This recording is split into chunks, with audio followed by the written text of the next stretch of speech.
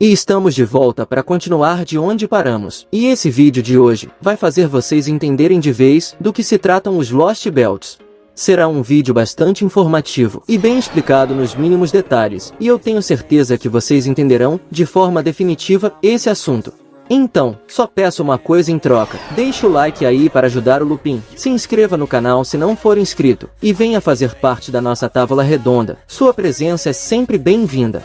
Sem mais enrolação, bora para a explicação.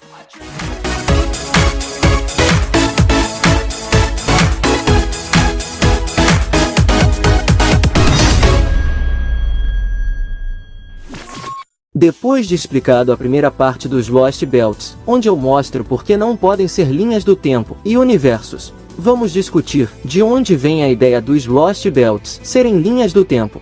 Porque, por mais que não seja linhas de tempo, existe sim um certo fundamento em relação a isso. Esse fundamento é o que leva alguns a entenderem como linhas de tempo, só que não é bem isso que é dito. Bom, se você me acompanha aqui no canal já há algum tempo, provavelmente você deve ter visto meu vídeo onde eu vou explicar o que são os cinturões. Nesse vídeo, em específico, eu falei sobre a queda da Bretanha e sobre outros assuntos, incluindo o que eu mais abordo aqui no canal, o famoso Quantum Time Lock.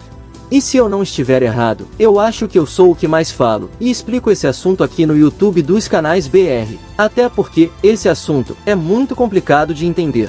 Além, claro, de ser uma pedra no sapato para quem faz scaling, porque o Quantum Time Lock elimina a falácia de infinitos universos, infinitas linhas do tempo, e etc. E os Lost Belts, ou traduzido como cinturões perdidos, têm uma correlação com esse fenômeno. Porque cinturões perdidos, antes de serem cinturões perdidos, eram de fato linhas temporais na árvore de eventos.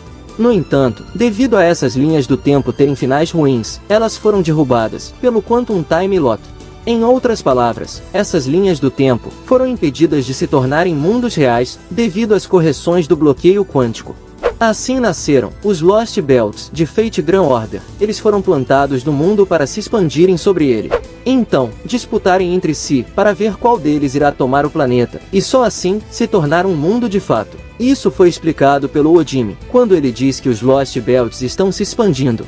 E quando um colidir com o outro, o mais forte irá subjugar o mais fraco e o engolirá. Agora, vocês lembram do meu vídeo sobre realidades marmorizadas? Lembra o que acontece quando uma realidade marmorizada forte se choca com uma fraca? Sim, a mais forte irá subjugar e apagar a mais fraca. É por causa disso que a Morgana decidiu atacar as árvores. A sua intenção era tornar seu Lost Belt tão grande, ao ponto de engolir todos os outros, e o próprio planeta.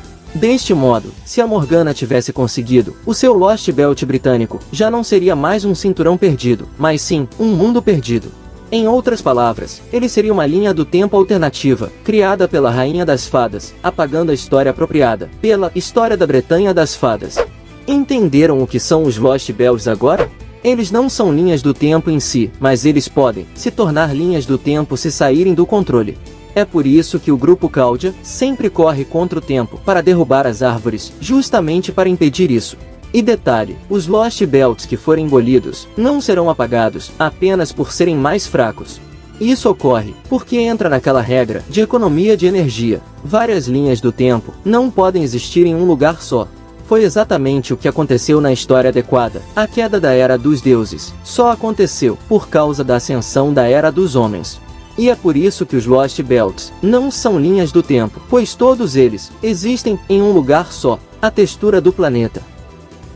Com o que eu expliquei agora, você pode dizer: ok Lupin, os Lost Belts eram linhas do tempo, mas por terem sido podados pelo Quantum Time Lock, não conseguiram se manter como mundos. Mas então, como esses Lost Belts passaram a existir em cima do texto do mundo, sendo que as linhas do tempo precisam estar em paralelo ao mundo? Bom, essa é uma das razões pela qual os Lost Belts não podem ser linhas do tempo. E é aí que entra o deus alienígena. Pois esses Lost Belts, combatidos pela Caudia, ganham esse nome, justamente por não terem sido criados pelo mundo, mas sim, por terem sido plantados no mundo, pelo próprio Alien God.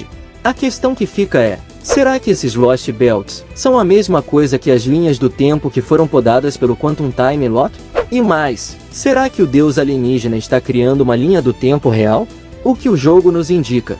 Senta aí, que eu vou mostrar mais um fator que indica, escancaradamente, que não se tratam de linhas do tempo. A resposta para essas questões vai estar em uma teoria levantada por Ofelia, no Lost Belt Atlântico. Segundo Ofelia, os supostos mundos contidos nos Lost Belts são na verdade simulações virtuais de linhas do tempo, e não linhas do tempo reais, em cima da textura do planeta. Tudo é uma simulação, e não linhas de tempo de fato. Por isso o ataque da Morgana foi intercontinental, ao invés de espacial e temporal. São realidades, comparadas inclusive à magia de projeção, onde uma simulação é projetada em cima do texto do mundo. Isso é parecido com a habilidade de projeção do Shiro Emiya, na qual ele mentaliza virtualmente uma arma e a materializa no mundo real. Inclusive, teve uma pessoa que disse no meu primeiro vídeo que na verdade os Lost Belts são implantados por magia verdadeira. Com essa fala da Ofelia, então, temos outro problema, porque se os Lost Belts são mundos criados por projeção, fica meio óbvio. A projeção é um tipo de Magicraft, e não um tipo de magia verdadeira, que aliás, é superior ao Magicraft.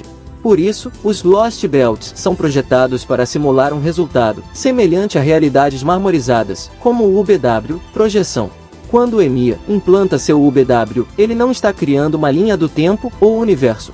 Ele está criando uma área de alcance ilimitado, alterando a realidade ao seu entorno, para criar um ambiente que seja favorável a ele. Isso é exatamente o que o deus alienígena tentou fazer para poder descer. Ele tentou criar uma nova realidade em cima do mundo branqueado. Ele simulou histórias de linhas do tempo que foram apagadas, para com isso, tornar o ambiente favorável para sua descida. Caso tivesse sucesso, a história adequada, que está em cima do texto do planeta, seria apagada, para dar lugar à Era dos Deuses. E com isso, o Alien God também estaria criando uma linha do tempo alternativa, onde a história apropriada é derrubada. Ou seja, as duas garotas de cabelo branco tentaram fazer a mesma coisa, porém, usando métodos diferentes. Uma precisava derrubar as árvores para enfraquecer os Lost Belts, e a outra precisava das árvores intactas, para que pudesse usá-las como receptáculo. Entenderam até aqui? Não são linhas de tempo, apenas simulações do que aconteceria nas linhas do tempo que foram podadas. Como eu expliquei no meu vídeo, realidade e fantasia, para que seres como Alien God possam descer, eles só possuem duas opções: alterar a realidade marmorizada do planeta, que é o mais difícil, já que existe a Counterforce para impedir, na história apropriada. Ou então, usar um recipiente compatível, como o Alien God fez, usando o corpo da Olga, por causa da Morgana que quebrou as árvores. E se quer saber mais como funciona isso, veja o meu vídeo sobre pseudo-servos, e também o vídeo sobre os Alter Gods. Conclusão. É por isso que os Lost Belts são do tamanho continental, porque na verdade, se trata de uma simulação semelhante à magia de projeção. Em outras palavras, semelhante ao UBW do Emiya. São realidades marmorizadas tentando se tornar mundos reais, cujo objetivo inicial era servir como recipiente para o deus alienígena, mas foi alterado, devido à atitude da Morgana. Ora, uma linha do tempo não pode servir como recipiente, pois uma linha do tempo não possui centigraph. Logo, dizer que os Lost Belts são linhas do tempo é contradizer a história do jogo. Essa é a minha conclusão. Aqui terminamos mais uma saga da cosmologia maluca do Nasoverse, e que eu tenho bastante trabalho para entender e trazer para vocês.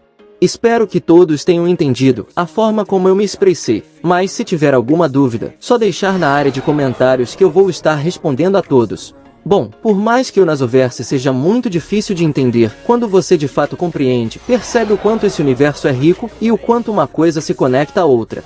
E isso, com certeza, é o mais fascinante desse universo, o que não me faz arrepender de ser um admirador dessa obra. Mas saindo das complicações, eu agradeço a todos os mestres e servos que me acompanharam até aqui, e também a todos os grandes mestres que enviaram esse vídeo para seus amigos. Até o nosso próximo vídeo. Fui, valeu e tamo junto!